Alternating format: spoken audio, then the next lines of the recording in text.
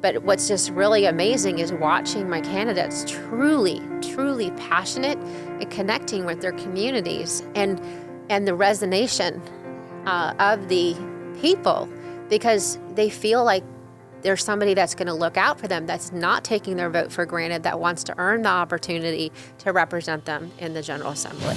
Keeping our republic is on the line, and it requires patriots with great passion, dedication, and eternal vigilance to preserve our freedoms. Jenny Beth Martin is the co-founder of Tea Party Patriots. She is an author, a filmmaker, and one of Time Magazine's most influential people in the world. But the title she is most proud of is mom to her boy-girl twins. She has been at the forefront, fighting to protect America's core principles for more than a decade. Welcome to the Jenny Beth Show. Today, I'm joined by Marci McCarthy, an influential leader within the Georgia Republican Party. Marci shares her inspiring journey for revitalizing conservative influence in one of the most Democrat counties in Georgia, DeKalb County, overcoming significant challenges, and how her team's unique approach has doubled Republican voter turnout in a traditionally blue county. Marci McCarthy, thank you so much for being with me today. Well, thanks, Jenny Beth. It's great to be with you. So you are the Republican Party chairman in DeKalb County, Georgia, which is one of the largest counties in Georgia and also a very blue Democratic county. When I travel the country and when I listen to local leaders from around the country on our weekly webinar, they'll sometimes say, I'm in California, or I'm in Washington State, or I'm in Oregon or New York. I can't do anything. I can't make a difference because my county or state is too Democrat. But you have not let that stop you, have you? No, actually, it became more of a challenge and an incentive to vote DeKalb Red. That's actually our motto, is hashtag vote DeKalb Red. And for context, you are one of the most Democratic counties in the entire state. So saying vote DeKalb Red would be like saying vote Oklahoma blue or something. It's just sort of as an example. It's a very, very Democratic county in Georgia. What are the kind of things that you've done? We'll talk about your success at the end and what's happening and how you're measuring that. But right now, talk about the things you and the people who volunteer with you do. So we, for many decades, have gone, underrepresented or not represented at all, quite frankly, right now in the Georgia Gold Dome. Our General Assembly, we have no state senators and no state representatives. Equally, in the U.S. House of Congress, we do not have any Republican representation in the 4th, 5th, and 13th districts, which represent DeKalb County, and certainly both our U.S. senators now are also Democrat, even though we are predominantly a Republican, state here in Georgia. Okay, and so that kind of sets the stage for what your political landscape looks like. And you became the party chairman when? I was elected for the first time in 2021. And then you were reelected unanimously, right? That is correct, by acclamation. In 2023? Yes. That's very exciting. And between 2021 and 2023, you did things that the people in your party appreciated and liked. So most noteworthy, we recruited down-ballot candidates as well as school board candidates, even though our school board candidates were nonpartisan, but there was, allegiances to party representation sort of in the back folds of everything like that. We put our school board candidates at the top of our ticket, and then our state and Senate representatives a little bit down the ballot. Equally, what we did was inspired Republicans to come out and vote in the primary. We took it and doubled the Republican voter turnout in 2022, comparing that to 2018 in that midterm election. And then in the general election in 2022, we increased the margins of victory by 11%, and all of our constitutional officers were elected or reelected in the Republican Party. And many statewide offices, which attributed back to DeKalb because we added for Governor Kemp's reelection over 25,000 votes to his column, taking away Stacey Abrams' votes. That's pretty impressive. So you have these people who stepped up and ran for office, for school board and for state legislature, for the state house and the state senate. That is absolutely correct. And here we are in 2024, Jenny Beth, and we have recruited 3 congressional candidates as well as 11 down-ballot candidates. That is the General Assembly, State House, and State Senate. And what we're already seeing is voting DeKalb red. So for the first time in decades, 79% of our active voters will come to the down ballot right now as we're voting early, and we'll have a Republican and a Democrat for State House and State Senate. And we're inspiring people to come out. And what's actually happening is people are giving us a chance. They're not necessarily voting for the party, but they're voting for the people, because they have gotten nothing from the status quo, from the Democrats. They have taken their votes for granted. And here we are in a situation where Donald Trump is lifting the ticket from the bottom up. But we're hopeful that we're going to bring a lot of new voters out for Donald Trump, as well as flip a couple seats here in DeKalb County, Georgia.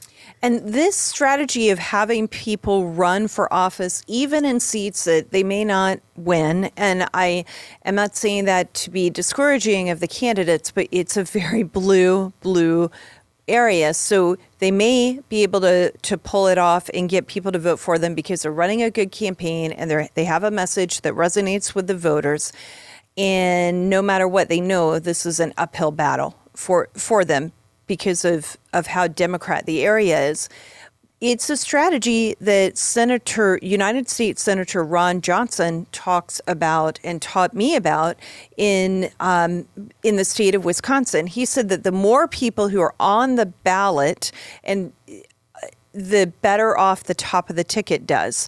And that in Wisconsin, I think in 2020, when he was up for re-election along with Donald Trump, that they had all of the seats for State House and State Senate had a Republican challenger, even in areas that maybe did not normally have that. And that's kind of what you're talking about when you say when they go and vote, there's going to be a Republican and a Democrat on the ticket. And that might be weird to some people listening to this, but in your county in years past, there would be no Republican challenger in a lot of those, right? Pretty much all the races didn't have a Republican challenger until I was elected chairman. And so now they do. And that strategy is what Ron Johnson talked to me about, Senator Johnson talked to me about. Get people to run and don't leave the seats open, because when you have those challengers, you pick up votes, the way you were just describing, the 25,000 for Kemp. It really is a great strategy for a blue county where you have people getting choices on their ballot, because that's what inspires them to come out, is making a choice. And we're running a whole digital ad campaign that has gone to the household using streaming media. So basically those that have cut the cord, like a YouTube TV type of platform, as well as digital texting. So our message is you have the first time in decades to change the destiny of DeKalb County and your country by coming out and voting. And that's a true statement. That's so exciting. Now, in 2022, I don't know if you did this in 2024, but in 2022, your Republican Party paid the qualifying fees for the people who stepped up and ran for office. Is that correct? That is the best practice, actually, overall. So you have to take away the initial financial barrier for your candidates. And we did that both in 2022 as well as in 2024, and inspired actually Fulton County and some other counties out there. So the condition of participation in that mode is you cannot have a contested primary, and you really do have to wait until the end of the qualifying period to make that determination. But we signed contracts with all of our candidates saying that we would be making a one-time donation to their campaign on the condition that they ended up not running opposed, and that they were requested to appear at our Georgia Capitol to do the qualifying together. And we did it on one afternoon, doubling the Republican qualifying platform or number of candidates in one afternoon for the General Assembly by doing that together. We had the red carpet literally rolled out. We had the media there, and we were all on the Capitol stairs. taking tons of great pictures and just family, friends, supporters. That was the kickoff of each of their campaigns. And then I took them all into the qualifying office together as their chairman, and we completed all they have to complete the qualifying paperwork. But it was a real proud moment for the entire DeKalb Republican Party to see 11 candidates that are down ballot and 3 congressional candidates come together and see an opportunity for representation and change, and truly having that moment of changing the destiny of DeKalb County and our country. Well, Marci, this is amazing that you did that, and I say that not just because you were paying the fees, which is significant. I have heard, as I've traveled the country, in some counties and jurisdictions around the country, that the local Republican Party or the state government or the local government makes a lot of money off of the qualifying fee. So they'll set the qualifying fee really, really high because they're using it as a fundraiser for the political party. But you're not doing that at all. You're actually saying we're here to serve the county, and one of the ways we can serve the county is to make sure the county has Republicans to vote for. Well, for a state race, the qualifying fee does go to the party and the state of Georgia. So these were not county races. The only time we did county races and did the qualifying fee payment was for our 3 school board races back in 2022. So I think this is important for people to note. And then, have you done any training for the candidates, candidate training at all? Yes, so immediately following their qualifying period, we set up a boot camp. So Sunday afternoons, because we're running unopposed in our primaries, right? And actually, in this go around, because of the redistricting that the Democrats self-imposed on themselves in Georgia and failed miserably over, they ended up going and having to primary each other. So they had, for the first time, contested primaries with long-established candidates. So you saw a lot of retirements and a lot of new people jumping into the folds. So they had a very busy primary season. We took that time to get their names out there, but get them trained, from media training to how to build their websites, how to the branding of the campaign logos, the signage, just getting them ready for prime time, and then teaching them, all the different opportunities of how to get out the vote. So we helped become that campaign infrastructure out of the get-go to get them out of the nest.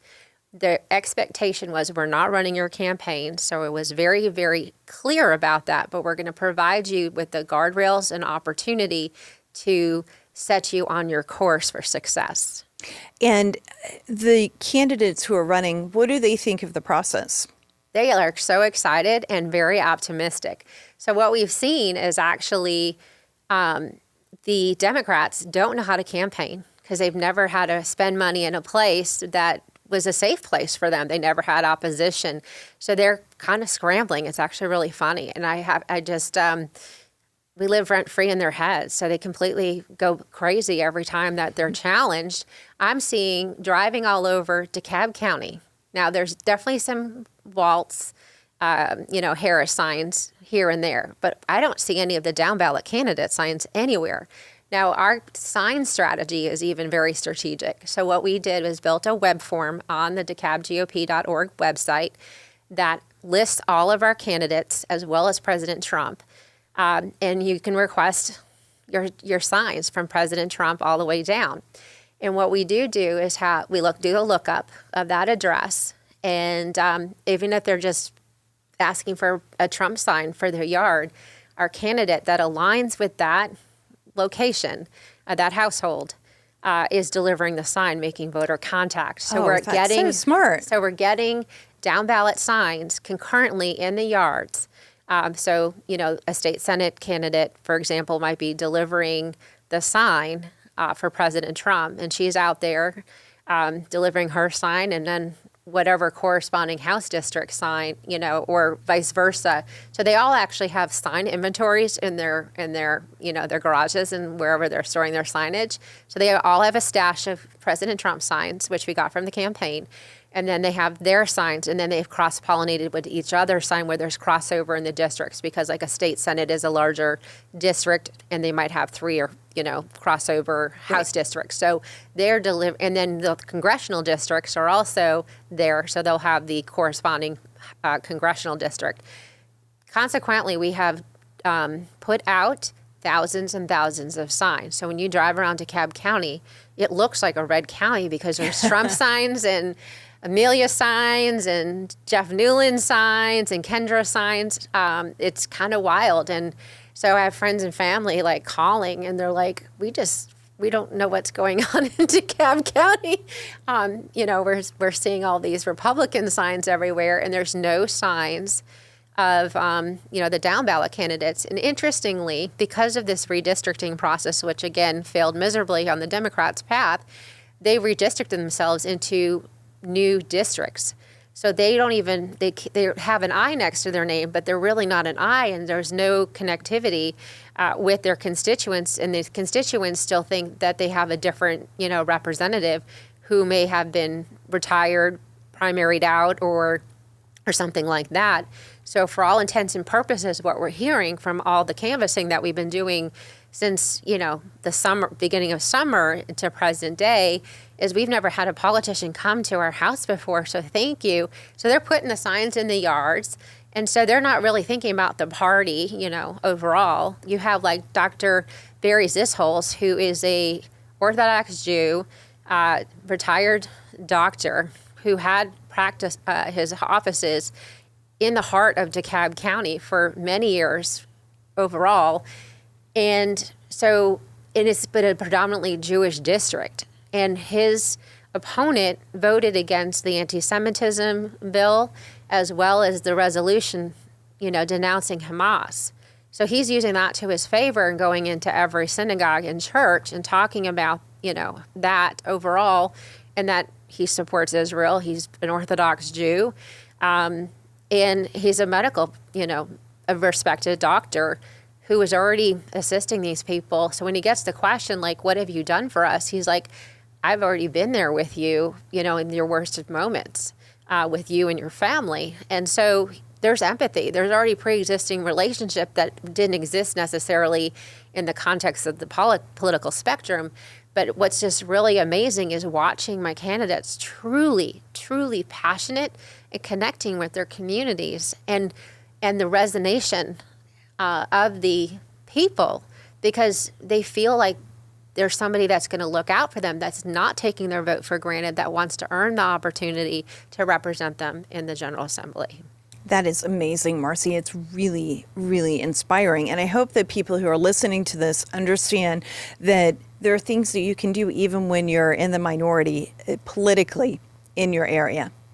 We had people believe in us, invest in us. So one of the other tips that I would offer is to set up an investors program, a reoccurring type of donors program. So we did that really at the get-go. So we have reoccurring revenue coming in every single month, and we built a budget for all these things. So we weren't trying to fundraise at the 11th hour in a presidential cycle or a major midterm cycle.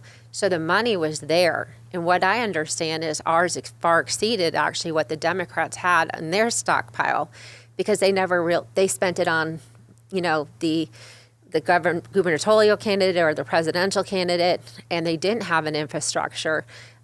So they didn't really need to fundraise like the way we did. And we just, I don't want to say saved it for a rainy day, but we planned for this. So we made our investments, and we're just simply executing on an incredible strategic plan with the money that has already been raised and then just allocated and put in the best type of methods. And we're leveraging a digital platform out there that didn't even exist 2 years ago. We used Facebook a lot a couple of years ago, but this is 100 times better. Tell me more about the ad that you're running. So we partnered with a company called Landmark Communications, and they are a specialty of political consulting and advertising and data and things like that. And I sat down with Mark Roundtree, who's the CEO of Landmark Communications, and I said, We have 11 down ballot candidates. We've got to come up with something. This is my budget. So we initially started with around $21,000 coming to the table. And I said, we've got to be equitable and giving opportunity to our candidates that are running in 11 different races. So I don't want to give directly to the campaign because that's going to spread that money pretty quickly downwards and it's not going to be as effective. But what can we do? And then the cost of door knocking has gone through the roof. It's been went up 3 times what it was in 2022. And with that many candidates, it really can't be even cost effective of doing door knocking. So they're going to have to do their own canvassing with their own volunteers. And being a presidential year, we've been able to piggyback off of the Trump campaign and do a lot of stuff together organically, sometimes with them, sometimes, again, that cross-pollination of a state Senate candidate with a state House candidate. But we sat down and looked at the coverage. And as I mentioned earlier, we have 79% coverage, which makes us the second largest coverage in the metro area, meaning we have pretty much coverage of all our state House and state Senate races. Gwinnett actually is ahead of us with one state Senate race that they didn't get a Republican candidate for. But we did better than Fulton. We did better than Cobb. So how can you allocate that money and make it most effective? So we built a message, a plan around first hitting households that set a certain criteria, and that household had to be in that 79% zone overall. So we were not going to waste money on a household that didn't have a Republican candidate to go vote for. So that precision marketing really went into play. And then, so they pulled the data set. And what they do, we've been running, we pay for the ads in terms of being delivered only. So it's $25 per 1,000 ads delivered. So I don't pay for an ad unless it's delivered and watched. And these ads right now on that platform really are near impossible to skip over, and they're only 30 seconds anyway. And our ad is very compelling. So we focused on 3 areas. One is the economy, but lowering the cost of living by working on taxes and things like that. The second thing is school choice, and having that because the DeKalb schools in general are some of the worst in the state, and they continue to deteriorate and decline. So school choice is a real essential for those that reside in DeKalb County. And the third is safer communities. And most people have, you turn on our local news almost every single night, and they'll just say DeKalb County is, a sign of this crime, a shooting, this robbery, and some horrific kind of crime. DeKalb County is the 4th largest county in the state of Georgia, and it's probably bigger than some states and other cities. So DeKalb County is a very diverse county. And so you really, when you say DeKalb County, it's very misleading when you talk about the dangers of DeKalb County. But crime goes everywhere. We're seeing an uptick in everything like that, no matter what our zip code within DeKalb County is. And it's resonating with people overall. So we came up with a message that showed the contrast between Democrats and what Republicans would do for them. And if your viewers want to watch it, visit DeKalbGOP.com. The ad is there, and that's DEKALB GOP.com. And the ad is awesome. And we've delivered it to, we're approaching about 1 million ads delivered now, and then about 40,000 ads delivered to people's cell phones. That is amazing. It's really good. Since early voting has started, and we'll go all the way through Election Day. And what the other cool part about this is, they're looking at the voter rolls, and if you've already voted, they're taking the household out of the queue. So they don't waste money. I'm not wasting money. So, and that's something that I've been trying to explain to people. Go vote. Go ahead and vote because it saves money. And then if you know you're going to vote and you already know who you're voting for, just go ahead and vote so that the campaigns, and in this case for you, the political party, can just chase those last ballots. By doing that, we can add to the list that hasn't come out there and even expand the reach farther. So if you've already voted, and we didn't focus on hard Republicans that vote in every single election. That would be a waste of money. It was totally a waste of money. We had a small number set aside for our members and our candidates so that they could see the ad and see that their return on investment overall, which was a good thing to do. But in general, they didn't see the ads. They just been hearing about it. So the traffic to the DeKalbGOP.com website, we had new people show up at our breakfast as a result of that didn't even realize there was a Republican Party in DeKalb County. So we put ballot questions in the primaries.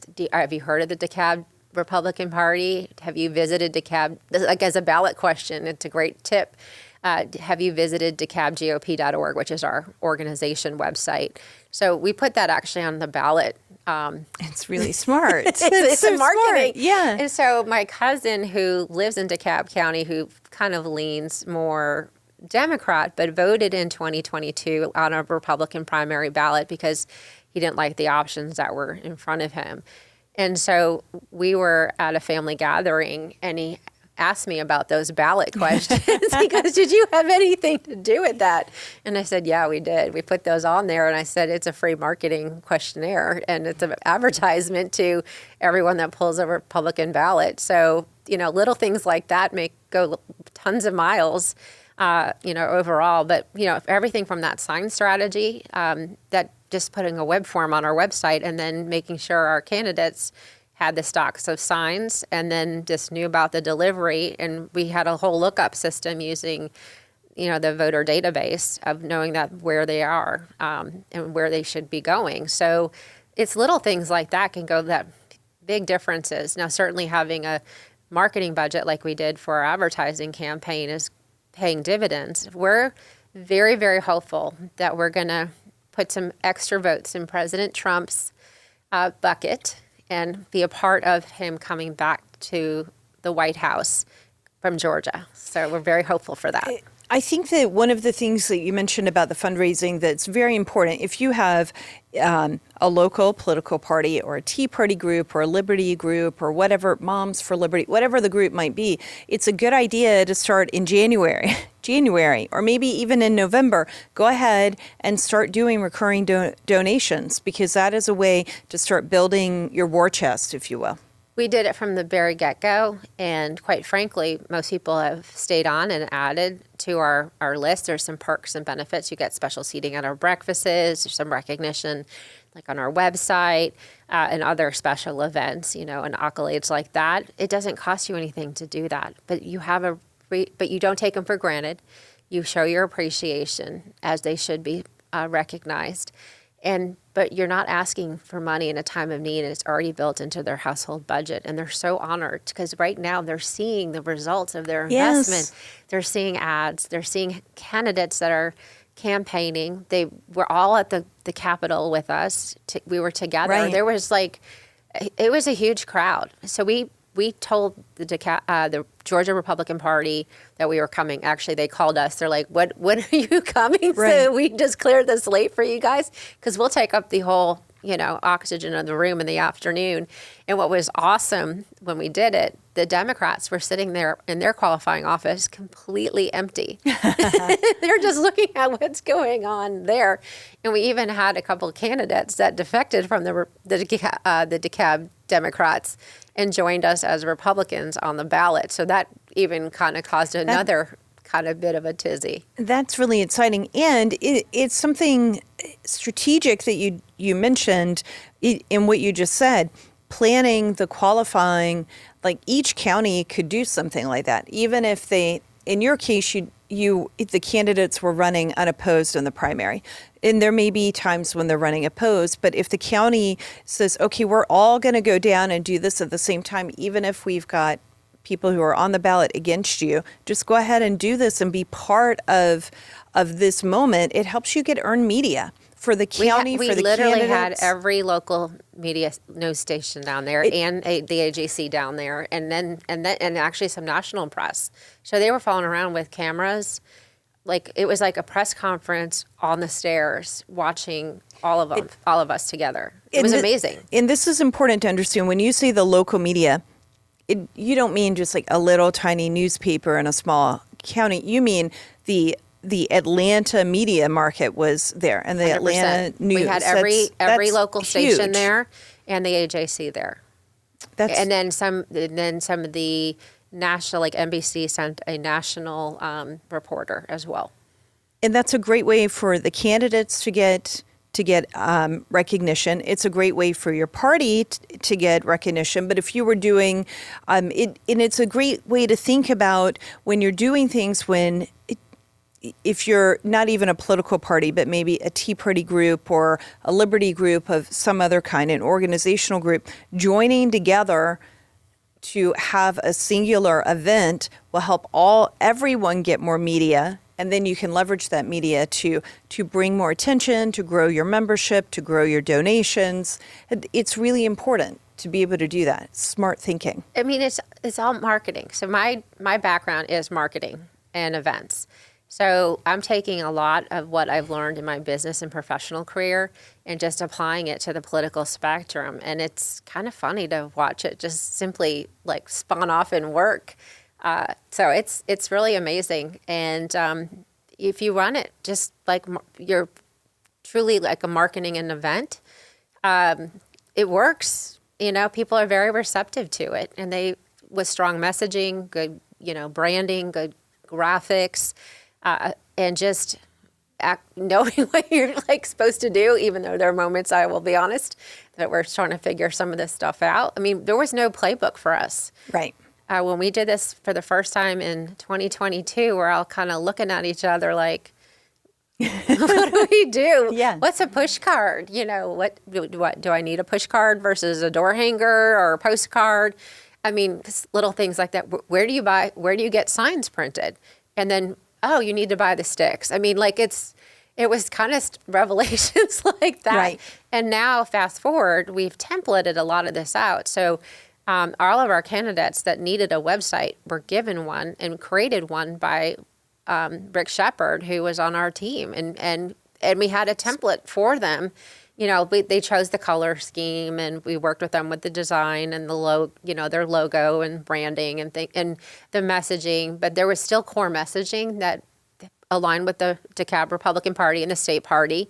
But they put their own, spin to it, like I'm a grandma or, a single mom or, a Jewish retired doctor. But they became their own persona.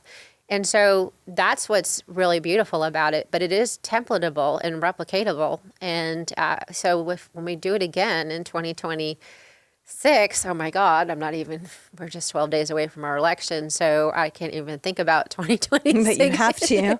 Sorry, but you do. It doesn't end. I'm hoping we're going to be doing some re-elections in that cycle and adding to our platform and our other races, because we haven't tapped some of the commissioners and some of the county type of races. We've stayed away from those overall. But, municipals are next year, and then going in, school boards and things like that. But we've got to get a few successes. We've got to flip a couple seats. But we've proven voter turnout can be done from the bottom up by doing a down-ballot strategy, pushing up to the top of the ballot. And you've had success. You've had measurable success, right? Tell me about that.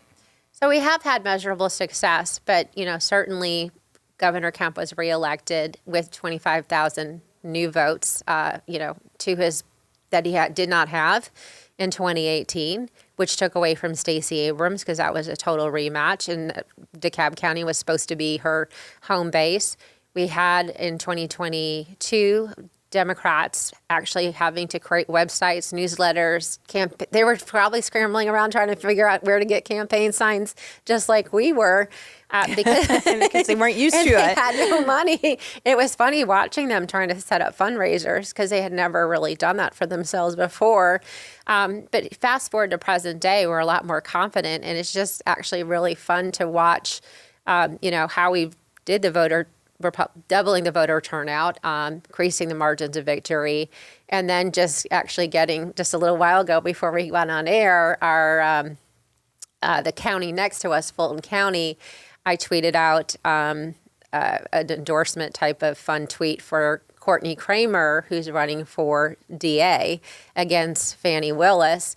And Fannie Willis used it in a the tweet actually in a fundraiser attempt today that the DeKalb Republican chair is tweeting out for Courtney Kramer I had a Trump hat on and a Fire Fannie shirt on.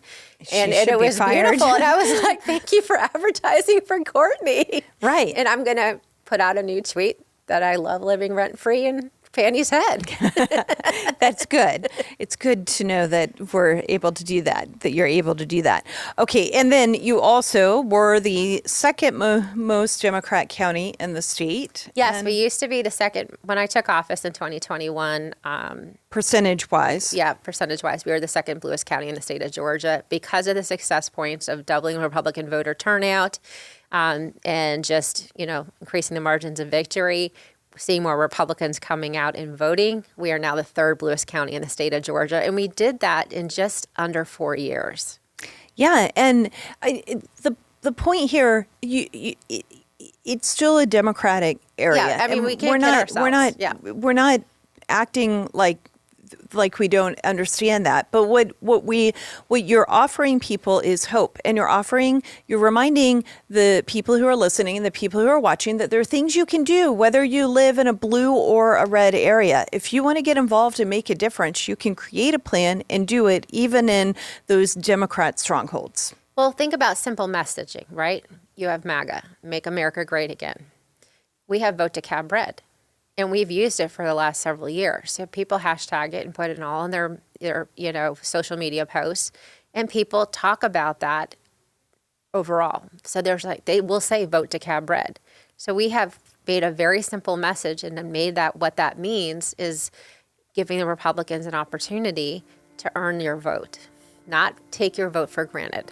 That is so good. Well, Marci, thank you so much for joining me today. But before we go, tell people how they can follow you on social media. You can follow me at Marci McCarthy US, and that's MarciMcCarthy, capital US, and that's me on X. And the DeKalb County Republican Party website, one more time? We have a couple. So we have DeKalbGOP.org. That's our organization website. And if you want to see our ad and meet our candidates, visit DeKalbGOP.com. Very good. Well, thank you so much for joining me today. Thank you very much, Jenny Beth. It was great to be with you. The Jenny Beth Show is hosted by Jenny Beth Martin, produced by Kevin Mooneyhan, and directed by Luke Livingston. The Jenny Beth Show is a production of Tea Party Patriots Action. For more information, visit teapartypatriots.org. If you like this episode, let me know by hitting the like button or leaving a comment or a 5-star review. And if you want to be the first to know every time we drop a new episode, be sure to subscribe and turn on notifications for whichever platform you're listening on. If you do these simple things, it will help the podcast grow, and I'd really appreciate it. Thank you so much.